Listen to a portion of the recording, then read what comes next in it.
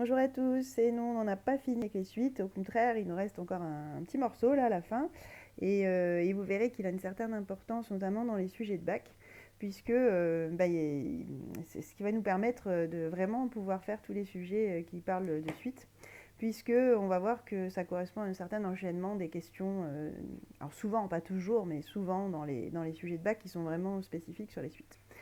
Donc, alors, ce qui nous reste, encore une fois, c'est dans la partie non calculatoire, hein. Vous allez voir qu'il y a très peu de calculs, il y a du raisonnement. Les calculs, s'il y en a, sont les mêmes que ce qu'on a pu faire auparavant. Mais là, c'est plus du raisonnement qu'on va rajouter. Et d'ailleurs, on va rajouter des propriétés des théorèmes. Donc, effectivement, on va plus dans ce sens-là.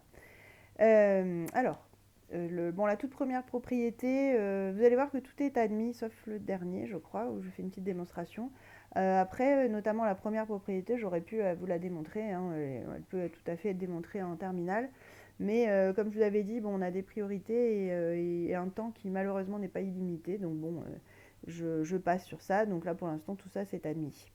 Mais vous allez voir qu'il y a un certain nombre de choses qui est quand même qui sont assez, je dirais pas évidentes, hein, quand même pas, mais naturelles, disons. Par exemple, la première propriété, on vous dit donc si une suite UN est croissante et qu'elle a une limite L. Donc L étant, je ne l'ai pas écrit d'ailleurs, une limite finie, hein, ça ne peut pas être l'infini là, ce serait L un nombre fini. Donc si c'est le cas, alors UN ne pourra pas dépasser L. Ça me paraît quand même si on ne le démontre pas, ça me paraît quand même assez logique. C'est-à-dire, si on représente les choses, hein, j'ai une suite qui est croissante, qui a une limite L, c'est-à-dire qu'à un moment où elle a tendance à se stabiliser, voilà. Donc admettons que L ce soit, j'en sais rien moi, 10. Donc on a notre suite qui vient, qui est toujours croissante, c'est ça surtout qu'il ne faut pas oublier, elle est croissante. Donc elle ne fait qu'augmenter, mais elle se rapproche de 10 tout doucement, petit à petit, sans jamais toucher 10 non plus. Mais voilà, on a cette augmentation perpétuelle et qui est de plus en plus fine en fait, cette augmentation. Donc effectivement, ça paraît assez naturel qu'elle ne dépassera pas 10, puisque si elle dépassait 10, il faudrait qu'elle redescende. Donc elle ne pourrait pas être que croissante. Voilà, vu qu'elle tend vers 10. Donc effectivement, ça se démontre, mais ça paraît quand même assez naturel. Donc autrement dit, UN est majorée par sa limite, donc par L. En gros, elle est plafonnée. Elle est croissante et elle est limitée, donc elle est plafonnée. Ça paraît assez logique. On a le même phénomène dans l'autre sens. Si elle est décroissante et qu'elle a une limite L, alors, toujours fini, hein, toujours un nombre, ça ne marche pas évidemment avec l'infini. Bon, je vous laisse réfléchir pourquoi, mais ça paraît bon, être majoré par l'infini, ça ne nous apporterait pas grand-chose. Donc, c'est pas que ça marche pas d'ailleurs, c'est que ça n'a pas vraiment de sens. Donc là, elle est décroissante et elle tend vers une limite finie. Alors, elle est forcément supérieure ou égale à cette limite. Donc là, au contraire, elle a un plancher. C'est-à-dire qu'elle arrive d'en haut, entre guillemets, en décroissant, elle va se stabiliser autour d'un certain nombre, enfin au-dessus d'un certain nombre, et donc justement, elle ne peut pas passer en dessous, puisque sinon elle va devoir remonter pour tendre vers ce nombre-là. Donc même principe que tout à l'heure, donc on dit dans ce cas qu'elle est minorée par sa limite L.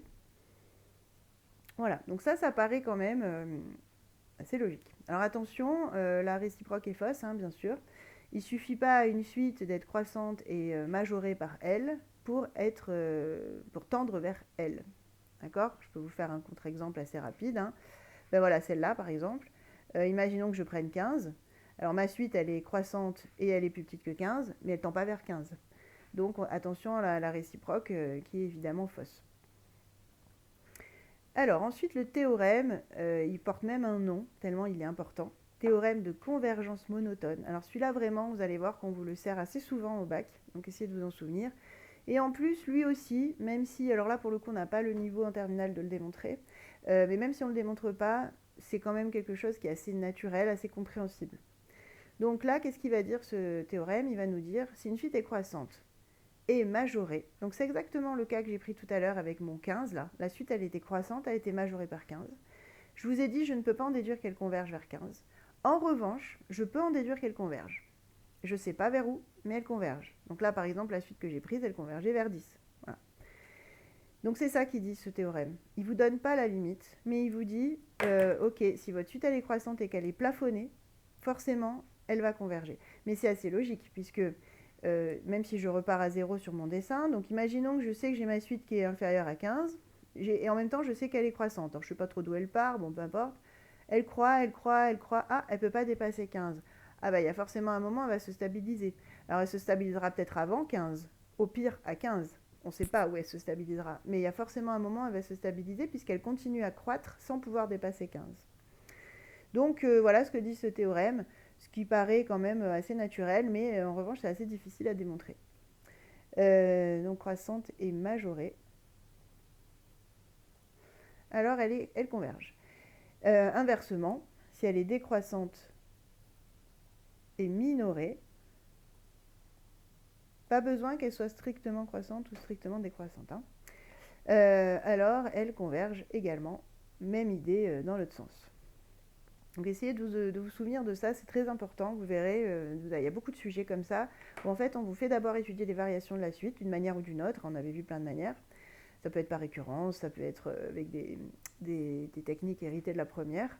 On vous fait faire, après on vous fait démontrer qu'elle est majorée, là aussi il y a plusieurs façons de faire, souvent par récurrence, et on vous demande d'en déduire la convergence de la suite. Voilà.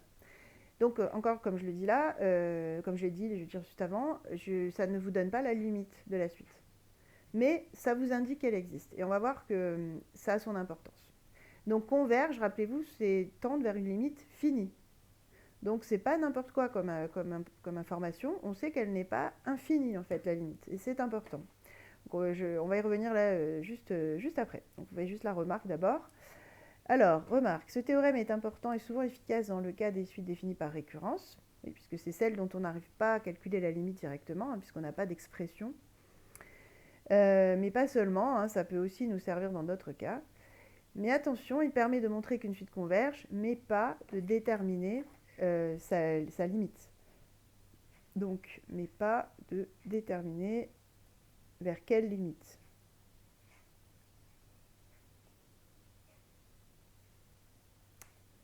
Vers quelle limite? On n'a qu'à l'appeler L. Je ne sais pas si je vais en avoir besoin après, bon, on va voir. On peut cependant la conjecturer graphiquement. Voilà, c'est-à-dire qu'après, du moment où on sait qu'elle converge, on va pouvoir utiliser un graphique pour avoir une idée de la limite. Se dire, bon, bah ok, ça a l'air d'être vers 5, j'ai vu qu'elle convergeait, donc il y a des chances, j'ai plus qu'à démontrer. En fait, quand on a une idée de ce qu'on doit démontrer, en général, c'est toujours plus facile de démontrer. Voilà. Donc, même si ça ne nous donne pas la limite, c'est précieux.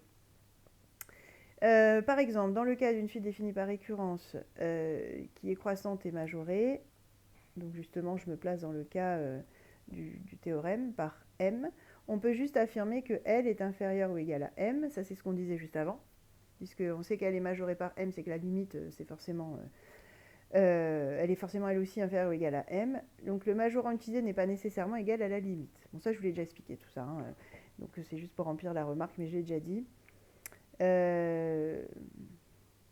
Voilà. Après, pour une suite définie explicitement, il suffira de déterminer sa limite avec les règles vues dans la partie 1, c'est-à-dire les règles calculatoires. Donc quand vous avez la forme explicite, que vous savez qu'elle converge, bon, effectivement, vous pouvez vous lancer dans le calcul, mais c'est pas hyper intéressant parce que souvent, quand vous avez la forme explicite, de toute façon, vous l'auriez fait directement. Voilà. Donc c'est vrai qu'on s'en servira plus dans le cas des suites définies par récurrence, où on n'a pas de... Vous avez dû remarquer, là, pour l'instant, les calculs de limites qu'on a fait, ça aurait pu être des fonctions, en fait, à la place des limites, des suites, je veux dire. On n'a quasiment pas vu de suites définies par récurrence, sauf quand elles étaient géométriques et que du coup, on les transforme. Donc là, vraiment, ça va être un outil qui va être beaucoup plus utilisé pour les suites définies par récurrence, puisqu'on n'a quasiment que ça. Alors, ensuite, un théorème, là aussi, très important, qui va nous servir régulièrement, et qui, justement, lui, va nous permettre, dans certaines conditions, de la déterminer, cette fameuse limite. Alors là, lui aussi, il est admis, hein, complètement admis, c'est pas au niveau de la terminale de démontrer ça. Et pour le coup, c'est moins évident pour vous. Alors je pourrais vous l'expliquer à l'aide de graphiques, etc. Bon, je le ferai peut-être si on a l'occasion au détour d'un exercice. Là, ça risque d'allonger un peu la vidéo, donc je pense que je vais rester assez concise. Donc, théorème. Donc, on considère UN une suite définie par récurrence. Donc là, vraiment, clairement, c'est pour les suites définies par récurrence. Vous n'utiliserez pas ce théorème pour les suites, entre guillemets, classiques définies explicitement. Donc c'est-à-dire par son premier terme u0 et la relation un plus 1 égale f de un. Alors ça, c'est important. Il y a une fonction génératrice. Et d'ailleurs, attention, parce que l'énoncé de ce théorème suggère qu'elle existe toujours. Ce n'est pas toujours le cas. Là, on se place dans le cas d'une suite qui peut s'écrire un plus 1 égale f de un et qui est donc définie par récurrence. Le c'est-à-dire, là, il est un petit peu maladroit. Parce que toutes les suites définies par récurrence n'arrivent pas forcément à avoir cette fonction f. Ça aussi, je l'avais déjà expliqué, mais je ne reviens pas là-dessus. En tout cas, quand c'est possible. Et cette fonction f, elle va tenir un rôle important, justement, cette fonction génératrice. Alors, il y a un si, bien sûr, il y a des conditions. Donc déjà, on en avait une, il faut que ça s'écrive comme ça. Et si un est convergente, donc justement, en général, juste avant, vous avez utilisé le théorème de convergence monotone. C'est souvent ça dans les exercices. C'est-à-dire juste avant, on vous fait démontrer qu'elle est convergente, mais on ne sait pas encore vers quelle limite.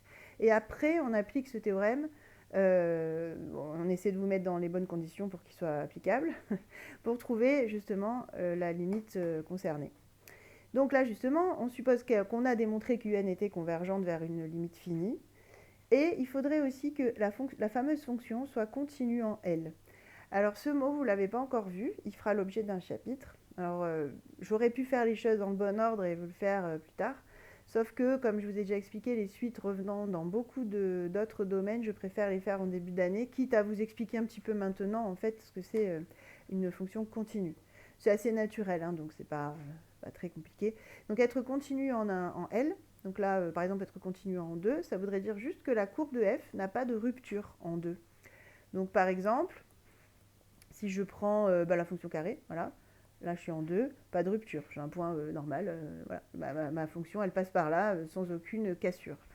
En revanche, si je prends donc 1 sur x moins 2, là je vais avoir au contraire en 2 une rupture parce que j'ai une valeur interdite.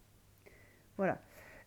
Donc ce n'est pas que aux valeurs interdites qu'on peut avoir un problème de continuité, mais à votre niveau c'est souvent ça, c'est souvent les valeurs interdites.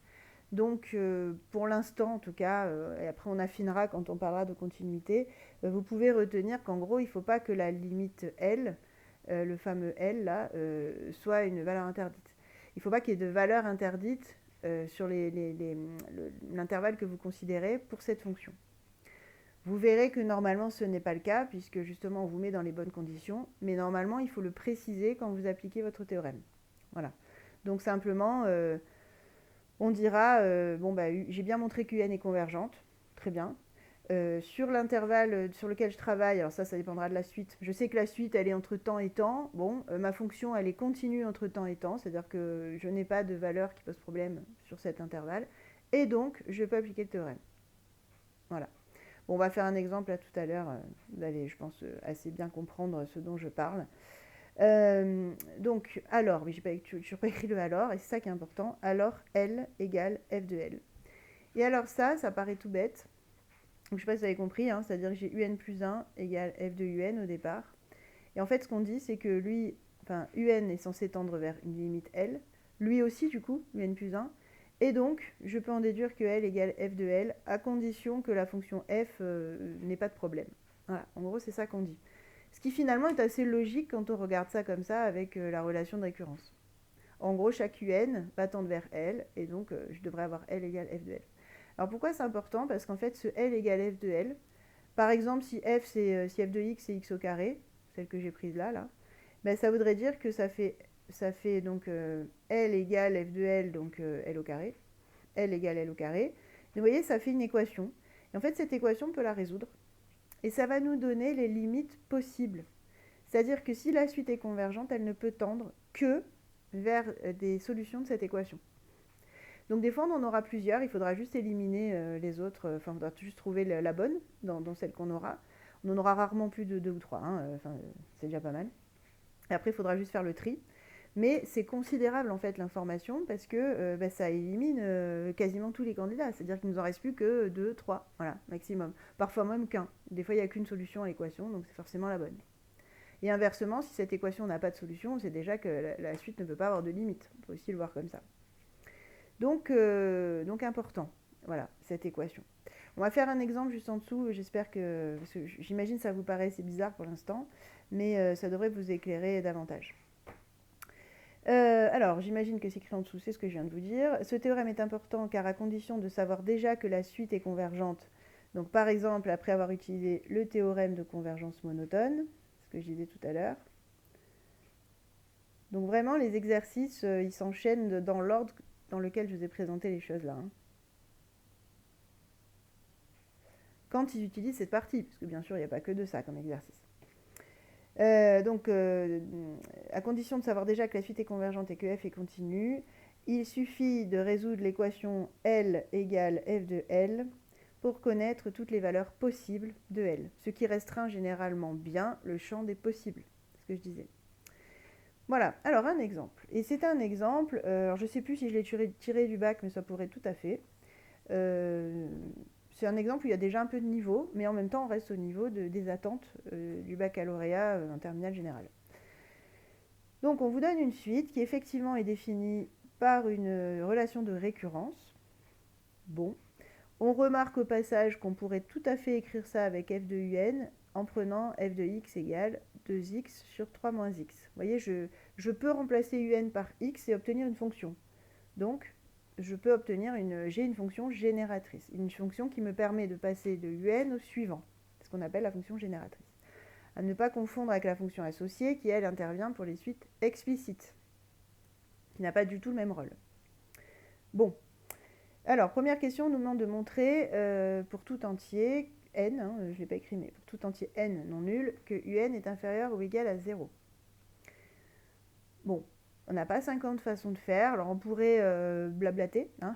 Ça on l'aurait fait en première parce qu'on n'avait pas d'autre manière de faire, mais là on a une vraie démonstration, nous, à notre disposition, avec la démonstration par récurrence. Donc on se lance dans une démonstration par récurrence. Notre propriété, justement, c'est que un est inférieur ou égal à 0, à montrer pour tout n appartenant à n. Ok, allez, initialisation.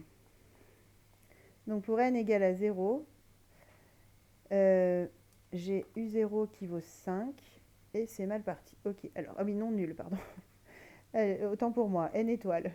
On va y arriver. Donc pour n égale 1, justement. Sinon, mon initialisation, elle était fausse, puisque u0 n'est pas négatif. Ok, alors, pour n égale 1, bah déjà, il faut que je calcule u1. Donc u1, c'est 2 u0 sur 3 moins u0. Donc autrement dit, c'est 2 fois 5 sur 3 moins 5. Donc ça fait 10 sur moins 2. Et donc ça fait moins 5. Donc effectivement, u1 est négatif. Et donc P1 est vrai. L'initialisation, elle est bonne pour n égale 1. Ensuite, l'hérédité. On sait que un plus 1 égale 2un sur 3 moins un. On suppose que pour un certain rang,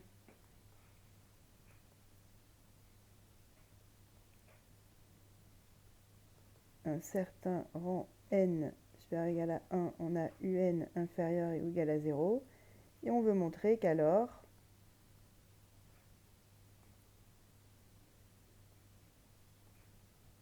un plus 1 est inférieur ou égal à 0, lui aussi. Alors,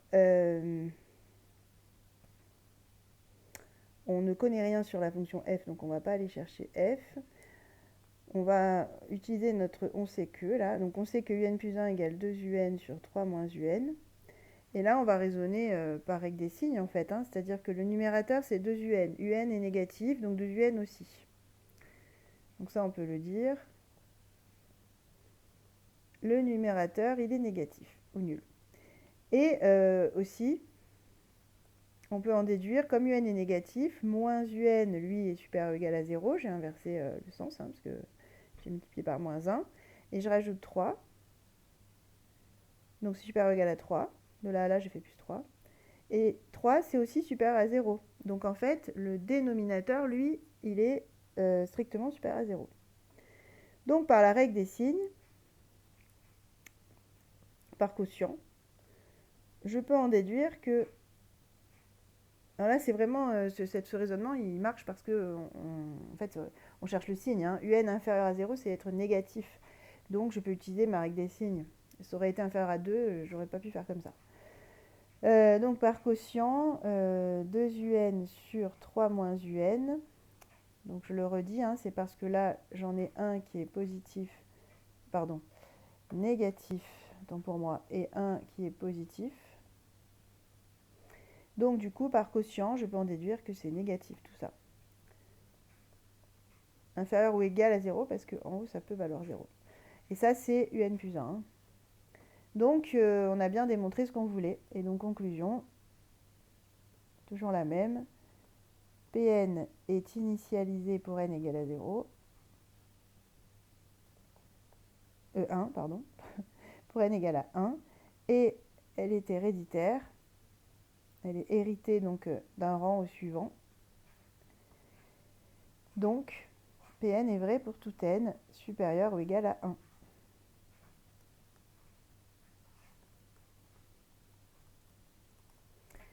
Voilà, donc ça c'est la petite récurrence, vous en avez souvent au bac aussi, hein, c'est-à-dire que souvent c'est des récurrences justement pour démontrer les propriétés qui vont nous servir après à étudier notre suite. Donc là on sait que la suite elle est majorée par 0, autrement dit. Elle est négative, elle est majorée par 0. Alors après on nous propose d'étudier la monotonie, donc autrement dit les variations de U. Et on nous dit même que plusieurs méthodes sont possibles. Bon, en tout cas U0 est plus grand qu'U1, donc ça a l'air de partir en suite décroissante. Alors, plusieurs méthodes. Je réfléchis simplement à ce qui est le plus simple pour vous. UN plus 1 moins UN, vous pouvez essayer. Hein. Maintenant, ça paraît quand même pas simple parce que... Enfin, quoi que, on peut essayer. Hein. Ouais. Parce que vous voyez qu'en fait, UN plus 1, c'est une fraction, c'est 2 UN sur 3 moins UN. Alors quand je vais faire moins UN, je vais récupérer quand même quelque chose qui n'est pas simple. Après, alors UN plus 1 sur UN, comme UN n'est pas positif, c'est pas conseillé. Bon, on sait que UN est négatif, donc on pourrait quand même l'utiliser parce que UN ne change pas de signe, mais c'est quand même tordu. Sinon, on peut faire, j'allais dire une récurrence, mais en fait, la récurrence, elle va pas être simple non plus. Bon, on va rester sur UN plus 1 moins UN. Hein. Ça reste quand même le plus... parce que la récurrence, bon déjà c'est long. Et puis l'air de rien, pour passer de UN à UN plus 1, il y a quand même du travail. Donc on va passer par UN plus 1 moins UN, tant qu'à faire. Quitte à faire le travail, autant avoir moins de rédaction. Allez, c'est parti. Alors, donc vous voyez, hein, là j'ai fait exprès, je vous montre un petit peu la... Parce que j'aurais pu tout préparer et enchaîner. Mais c'est bien aussi que vous voyez la réflexion qu'il y a avant d'entamer une réponse. C'est pas toujours instantané, même pour quelqu'un qui a plus l'habitude que vous. Donc UN plus 1 moins UN, on y va. Alors UN plus 1 c'est 2 UN sur 3 moins UN. Et donc nous il nous faut le signe de tout ça, donc il nous faudrait soit une forme factorisée, soit un quotient. Donc on va tout mettre sur le même dénominateur pour avoir un quotient. C'est le mieux qu'on puisse faire. Donc lui c'est comme si c'était sur 1, je multiplie tout par 3 moins UN, ici, pour pouvoir avoir le même dénominateur. Voilà. Et donc, ça me fait moins 3 UN. Est-ce que je vais te faire. Tant qu'à faire, je fais une seule fraction. Donc, moins 3 UN plus UN carré. Attention au signe. Hein, sur 3 moins UN. Ok. Et donc, ça nous fait UN carré moins UN sur 3 moins UN. Que je peux factoriser en UN, facteur de UN moins 1 sur 3 moins UN. Ok. Alors maintenant, donc, j'ai quelque chose qui est étudiable en termes de signes. Je vais regarder le signe de chaque facteur. Et après, on pourra appliquer la règle des signes, à condition qu'on ait bien trouvé le signe de chacun. Alors, UN, lui, il est inférieur ou égal à 0, on l'a vu. Alors, en tout cas, pour tout n supérieur ou égal à 1.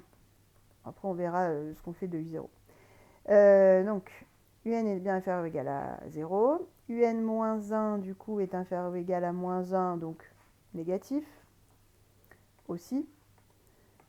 Donc là, j'en suis à, pour ceux qui me suivent, moins ici, ok. Et maintenant, 3 moins UN. Moins UN, lui, il est supérieur ou égal à 0, donc 3 moins un est supérieur ou égal à 3, autrement dit, est positif. Donc en bas, j'ai plus. Sauf que quand je vais appliquer la règle des signes, je vais obtenir que du plus, puisque moins fois moins, ça fait plus, sur plus, ça fait donc plus. Donc j'obtiens un plus 1 moins un positif. Et vous voyez, c'est étonnant, puisque les deux premiers termes, eux, ils montraient une décroissance, alors qu'on va avoir une croissance, en fait, mais à partir de U1. Donc, ce qu'on va dire, de U0 à U1, ça décroît, mais après, à partir de U1, c'est ce qu'on vient de démontrer, c'est croissant. Donc là, je peux en déduire que UN plus 1 moins UN est positif à partir, enfin pour n, enfin oui, je peux dire à partir de n égale 1.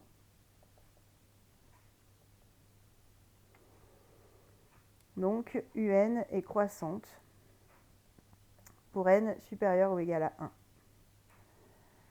Et décroissante avant. Mais bon, ça nous suffit en fait, il suffit qu'elle soit monotone à partir d'un certain moment. Donc elle est monotone, elle est croissante. Bon, ça c'est intéressant pour la suite. Très bien. Question 3, on nous demande d'en déduire la convergence de U. Alors, c'est là que... parce que là, pour l'instant, vous allez me dire, on n'a pas pris grand-chose. Bon, si, c'est à partir de maintenant. On me demande d'en déduire la convergence de la suite. Alors, si on récapitule tout ce qu'on a montré, on a montré que UN est majoré par 0. Ça doit vous faire tilt. Majoré, il y a un théorème avec ça, c'est le théorème de convergence monotone. Majoré, il vous manque croissante. Qu'est-ce qu'on a montré juste avant? Qu'elle était croissante. Donc là, on peut dire que UN est croissante et majorée. Alors bien sûr, en évaluation, vous ne mettez pas une flèche pour croissante. Je préfère préciser. Majorée par 0, ça ne sert à rien en fait de le savoir. Mais enfin si, ça veut juste dire que la limite, elle sera inférieure ou égale à 0.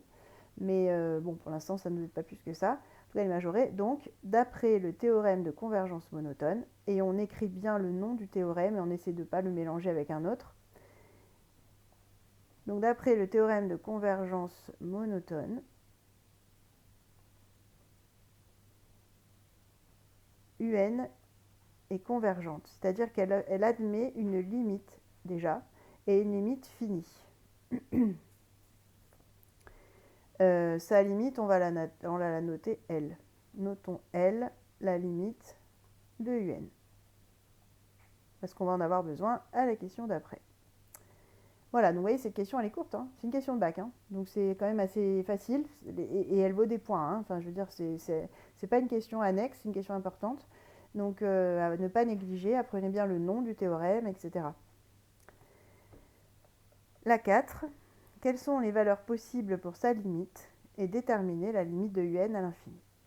Voilà, et c'est là qu'on va utiliser donc le tout dernier théorème, celui dont je vous ai dit que justement, dans certaines conditions qui là sont bien réunies, on va pouvoir l'utiliser pour trouver les limites possibles, les candidates. Alors, c'est là que va intervenir la fonction f.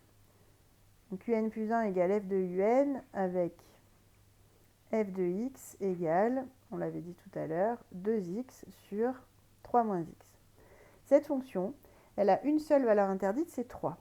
Donc il suffit que notre suite ne soit pas concernée par ce nombre-là, et il n'y aura aucun souci avec cette fonction, je peux appliquer le théorème. Et justement, la suite, nous on vient de montrer qu'elle est négative. Elle est en dessous de 0. Donc on se fiche de savoir qu'il y a une valeur interdite en 3, puisque notre suite, elle ne passera jamais en 3. Donc là, on peut dire que f, je vais l'écrire là, f est continue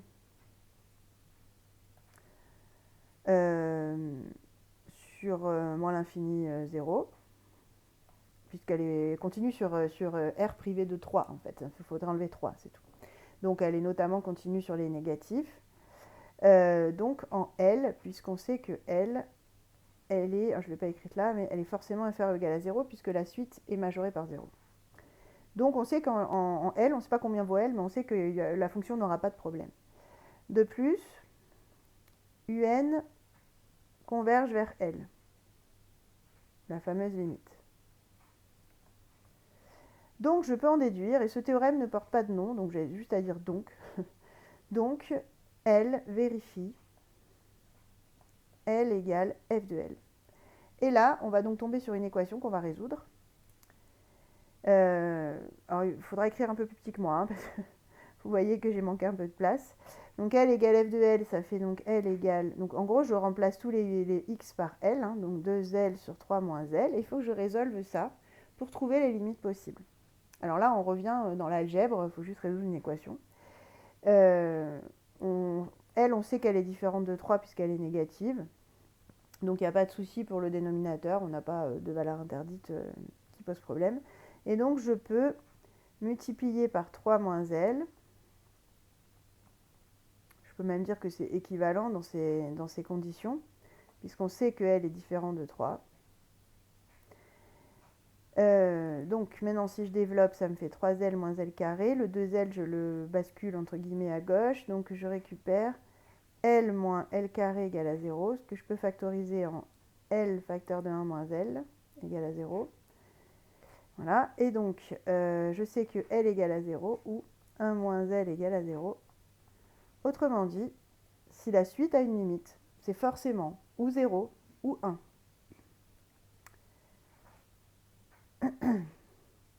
Voilà. Et donc on a ces deux possibilités. Et on vous demande quand même à la fin, hein, si je reprends l'énoncé, il me semble bien que je l'ai demandé. Voilà, on vous demande quelles sont les valeurs possibles. Donc les valeurs possibles, c'est 0 ou 1. Et on vous demande d'en déduire la bonne, déterminer la limite de un à l'infini. Et c'est là que donc on va réfléchir. On va récapituler tout ce qu'on sait. Donc nous, on sait quoi? On sait qu'elle est négative ou nulle, cette limite. Bon, déjà, c'est terminé. Puisque L égale 1, du coup, ça n'est pas possible. J'allais plus loin dans mon raisonnement, mais en fait, ça suffit.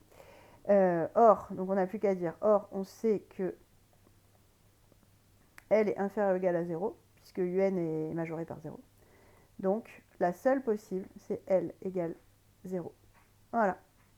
Donc ça veut dire que notre suite au départ, là, qu'on avait, dont on ne savait pas étudier la limite, elle est convergente et elle est convergente vers 0. Donc conclusion, limite de UN égale à 0.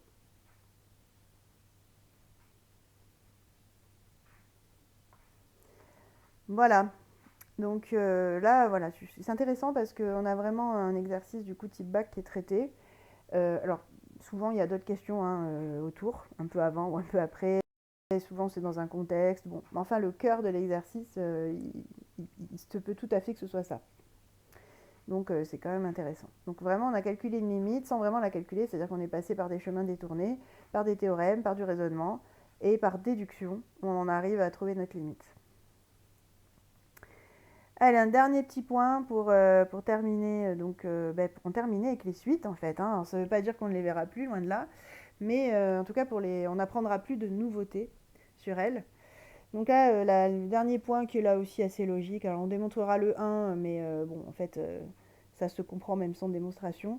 Si une suite est croissante et non majorée, donc cette fois-ci, elle n'est pas plafonnée, alors qu'est-ce qui va se passer? Forcément, elle va tendre vers plus infini. Si elle ne se stabilise pas et qu'elle est croissante, automatiquement, elle va vers plus infini. Inversement, si une suite est décroissante et non minorée, alors dans les exercices, c'est un théorème qui vous sert moins parce que c'est pas facile. Autant ça peut être assez simple de montrer qu'une suite est majorée, on a des techniques, autant montrer qu'elle ne l'est pas, c'est pas si simple. Voilà. Mais bon, c'est une situation qui, si elle arrive, doit vous parler quand même. Voilà. Alors la démonstration qui est au programme hein, et qui, vous allez voir, elle tient en 4-5 lignes, ça reste faisable. Donc on vous dit que je te montre que le 1 parce que le 2 est similaire. Hein. Donc on prend une suite qui serait croissante non majorée, alors je vais l'appeler UN. Donc soit UN, une suite croissante et non majorée. On va choisir un A, le fameux A, hein, qu'on a souvent dans nos démonstrations là sur les suites. On choisit un A réel. Comme la suite n'est pas majorée, notamment par A, elle n'est pas majorée du tout, donc elle n'est pas majorée par A non plus. Donc la suite UN n'étant pas majorée par A,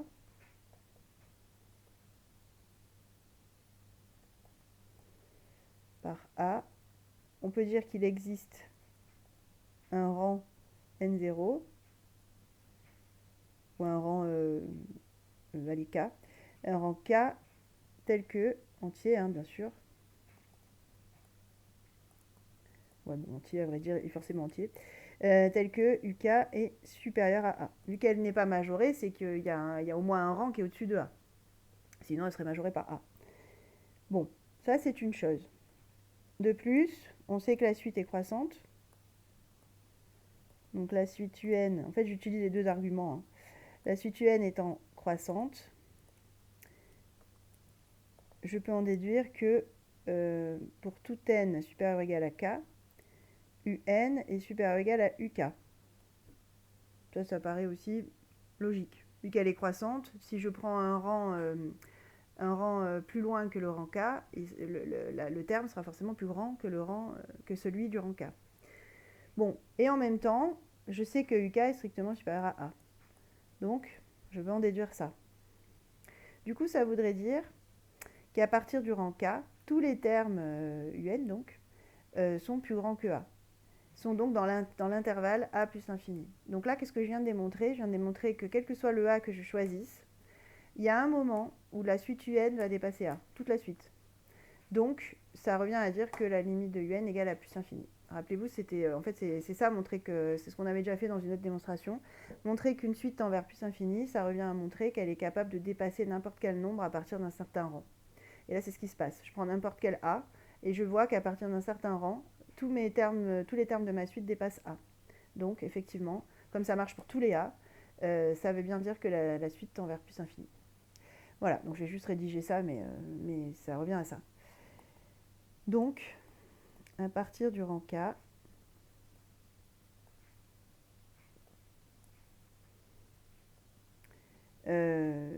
tous les termes de la suite appartiennent à A plus infini. Ils sont plus grands que A, quoi.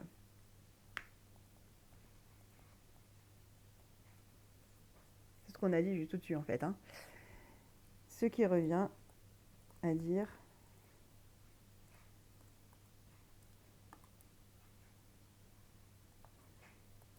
comme cela est vrai pour tous les A, pour tout A réel, puisque je suis capable de dépasser n'importe quel réel A, ça revient à dire que la limite de UN égale à plus infini. Voilà, donc voilà encore un petit exemple de démonstration qui ressemble un peu plus donc à ce qu'on peut voir dans le supérieur. Et encore une fois, bon, ceux qui ont du mal, ne perdez pas forcément tout votre temps de révision là-dessus, mais tous ceux qui se sentent, c'est vraiment intéressant quand même de commencer à toucher un petit peu des démonstrations de supérieur, parce que sinon quand vous arrivez dans le supérieur, ça fait un sacré choc. Voilà. Donc c'est bien de commencer. Cette année, il n'y a pas un gros enjeu, c'est vraiment pour vous habituer. Donc essayez de ne pas les négliger, ces démonstrations. Elles ont vraiment un rôle à jouer pour la suite de vos études, pour tous ceux qui sont concernés en tout cas. Voilà, bah écoutez, voilà qui termine donc la partie cours. On n'a pas fini après sur les entraînements, mais ça on y viendra. J'espère que ça vous a pas trop achevé. Bon, de toute façon on s'entraînera. Et encore une fois, je le dis à chaque fois, hein, n'hésitez pas à préparer vos questions, ne restez pas avec vos questions. On peut y revenir quand on se voit la prochaine fois. Merci pour votre écoute, à très bientôt.